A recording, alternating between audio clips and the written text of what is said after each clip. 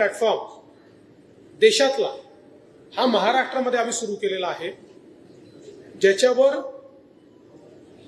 Digital आणि cyber world मधले सगळे प्लॅटफॉर्मचं इंटिग्रेशन आम्ही केलंय आणि जगातले बेस्ट टूल्स हे आमच्याकडे आहेत की ज्या टूल्सचा वापर करून आम्ही आर्टिफिशियल इंटेलिजन्सच्या माध्यमातून केलेलं एखादा गुन्हा असेल किंवा वेगवेगळ्या प्रकारचे सायबर गुन्हे असतील हे वेगाने उघडकीस आणू शकतो, याची सुरुवात आम्ही केली आहे। जसं आपण सांगितलं की विधानसभेमध्ये नक्षलवादावर मी बोलत असताना नक्षलवादी कसे संविधान मानत नाही या संदर्भातलं जे वक्तव्य केलं होतं त्यातलं नक्षलवादी पाठ काढून संविधान मानत नाही एवढाच पाठ काही लोकांनी टाकला, पण त्यांना माहिती नाही।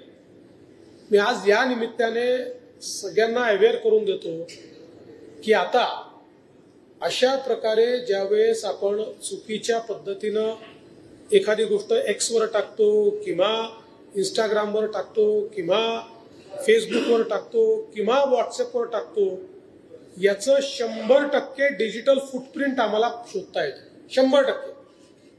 म्हणजे जर एकाने टाकलं आणि 100 लोकांनी फॉरवर्ड केलं तर ते 100 लोक कोण हे देखील आता लगेच शोधून काढता येतं, कारण सगळ्या प्रकारचे जे फॉरवर्ड्स आहेत त्याची माहिती आपल्याला व्हॉट्सअपला मागता येते, त्यांच्याकडनं त्याची माहिती मिळते।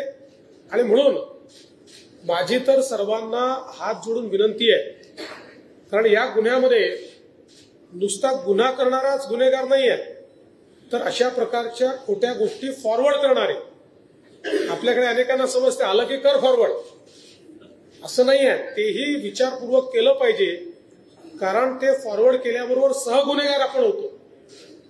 अशा प्रकारच्या खोट्या गोष्टी या लोकांनी फॉरवर्ड करू नये अशा प्रकारची विनंती या निमित्ताने मी करतो।